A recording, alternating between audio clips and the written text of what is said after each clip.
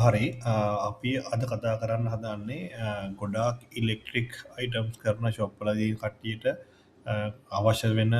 feature එකක් ගැන එක තමයි සීරියල් නම්බ එකෙන් එමි නම්බ එකෙන් කස්ටමගේ ඉන්වයිස් එක හොයාගන්න එක එකන වොරන්ට තියෙන ප්‍රඩක්් එකක්ද නැද්ද කියන එක අපි බලමු එක කොහොමද මේ කරන්න කියන එක මේ ගොඩක්ම වශ වෙන computer shop ඇතකොට mobile shop electric items කරනයට තම මේ ෆීච එක ගොඩක්ම අවශ්‍ය වෙන්නේ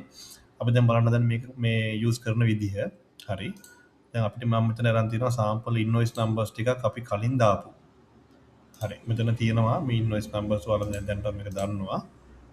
මෙතන මේ සීරියල් නම්බර්ස් අපි කමෙන්ට් කියන එකට තමයි දාගෙන යන්නේ ඉන්වොයිස් එකක් දානකොට මේ තියෙන සීරියල් නම්බර්ස් අපි දාගත්තේවා දැන් අපි බලමු කොහොමද අපි සර්ච් කරගන්නේ කියලා සීරියල් නම්බර් එකක් ටයිප් කරපුවාම අදාළ ඉන්වොයිස් එක මම උදාහරණයක් විදිහට මේ සීරියල් නම්බර් එක ගන්නවා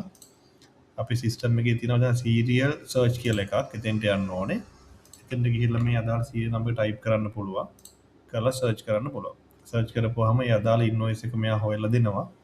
මෙතනින් ගිහිල්ලා අපිට ඉන්වොයිස් එකේ කොපි එකක් ආයෙ නැවත print කරන්නත් පුළුවන් ඒක බලාගන්න හැකියාවක් තියෙනවා